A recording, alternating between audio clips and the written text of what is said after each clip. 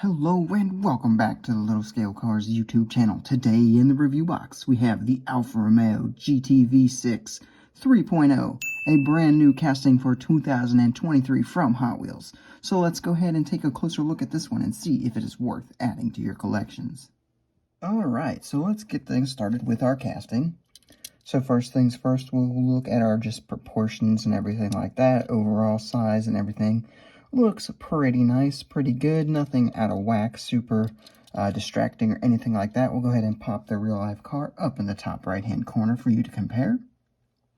So let's break down the engineering of the casting next, because that is actually something that I think really shines. So if we look here, this plastic bumper section, as well as this rear plastic bumper section, this is actually not the base.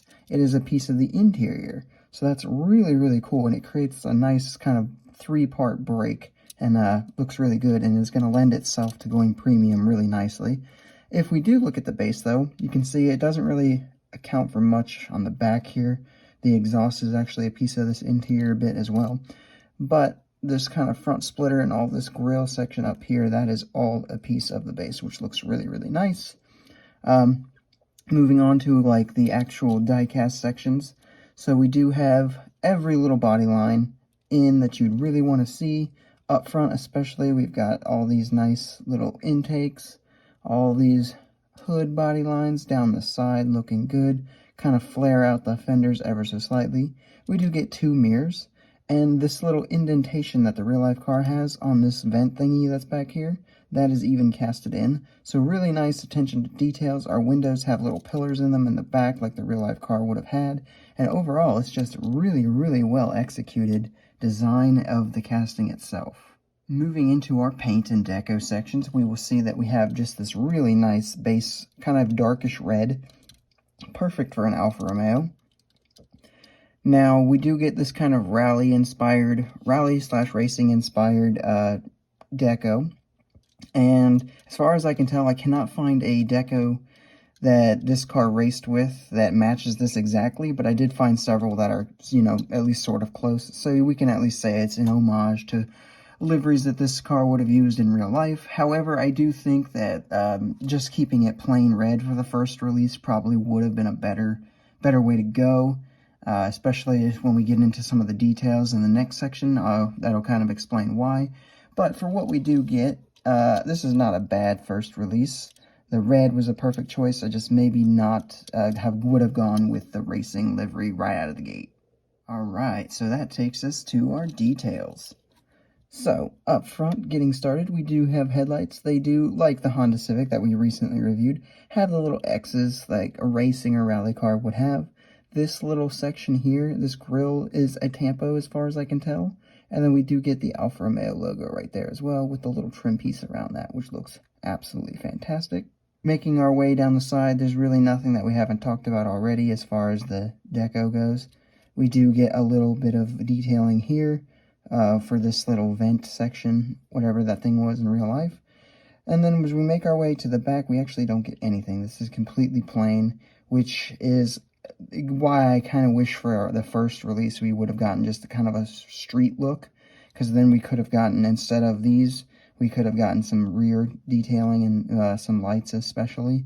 But kind of with the Audi IMSA that we had earlier in the year, if we're going to get one side neglected, I would prefer it to be the tail side.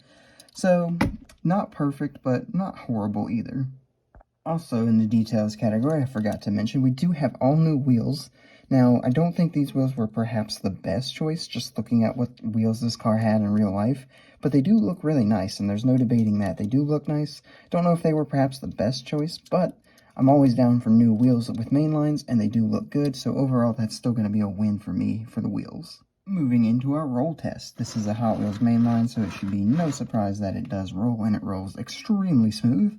I went ahead and put this one on the scale, and it came out to be 32.3 grams, so definitely not on the heavy side for a mainline, but still has some decent heft to it. Moving into our pros and cons, starting with our pros. So first things first, I think that this thing was done super well. The engineering itself, just like with the Civic from a few reviews back, the engineering of the casting, the way they did it, the three-part system to create this, especially out front, kind of triple color look, which absolutely came out really, really nice. I absolutely love the way they did it, and like I said, I think it's going to lend itself to going premium very, very nicely. The other big pro is that this is the first edition, the first release, so if you want this, this is the best way to get it right now. It is also kind of pairing with this, probably the easiest way to get this car in 1/64th. As far as I know, no other brands have done it, but I haven't researched that extensively, so this is definitely the easiest way to get this, though, I would say. And for cons, we do have one that we have already slightly talked about, and that is just that there is no rear detailing whatsoever, no tampo work back there at all. Now, this is kind of expected on a mainline, so I wouldn't dock it too much. It is something that is par for the course for most mainlines, but it is also one that, if you are bothered by that, maybe wait for the casting to go premium. Moving into some quick size comparisons, here we have it with some other Alfa Romeos you might have in your collection, with the Hot Wheels Alfa Romeo 155 V6 Ti and the Tarmac Works Alfa Romeo Giulia GTA-M.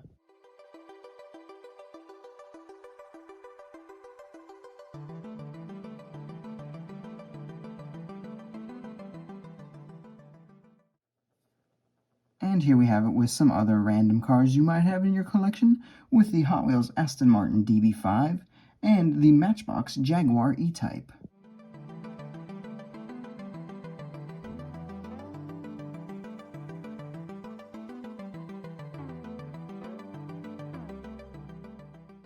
Alrighty, now with all of that out of the way, it is now time to give my final thoughts. So overall, I'm going to go ahead and give this one a 9.7 out of 10. I was fairly hyped for this one, so the hype factor was definitely there, but not crazy excited either. But the execution of this absolutely does not disappoint. Like I've discussed already fairly well in this video, the execution of the casting, the engineering, how it was designed, I really, really like that. This red color was an absolutely ideal first choice for the first edition, even if I do think just a plain kind of street version would have been better as the first deco choice. This rally-inspired deco does not look bad by any means. This is the easiest way to get an Alfa Romeo GTV6 3.0 into your collections, and so for that reason alone, I definitely think it is worth the pickup. So overall, I'm definitely going to say that this is one you need in your collection, whether you're a European car fan, whether you're just an Alfa Romeo fan, or if you're just a general Hot Wheels collector, this is one you do not want to be missing out on. Alrighty guys, that is all I have for this review. I hope you enjoyed it. If you did, make sure you hit the like button, subscribe if you are new, and make sure you leave a comment telling me what your thoughts are on this particular model, and I will see you in the next video.